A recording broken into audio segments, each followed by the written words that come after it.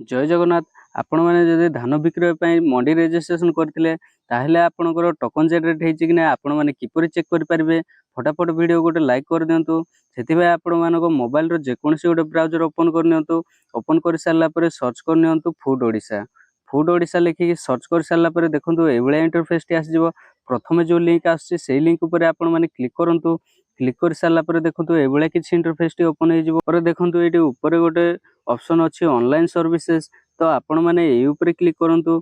ये क्लिक कर सारापर देखो 3 नंबर रे गोटे ट्रांसपेरेंसी पोर्टाल बोली गोटे ऑप्शन अच्छी। तो आपण मैंने ये क्लिक करूँ। ये क्लिक कर सारापर ये किसी इंटरफेस टी आसीजो। देखो ये गोटे ऑप्शन अच्छी now your farmer registration status.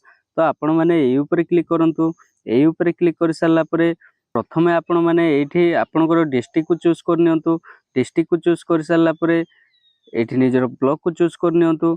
Block को चूज कर सारापर आपणकर ग्राम पंचायत को ये चूज करनी।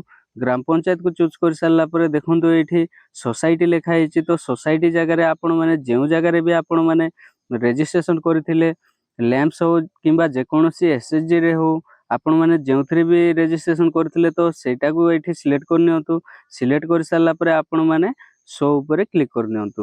शो ऊपर क्लिक कर सारापर देखो ये लिस्ट आसीजो। तो आपण मानकर नेम टी ए जगह आसूची कि ना फार्मर कोड जनरेट होती ना नॉट जनरेटेड लिखुची ताहा मते कमेंट करंतु। मु निहाती ए विषय रे आगु वीडियो नै कि आसीजिबे।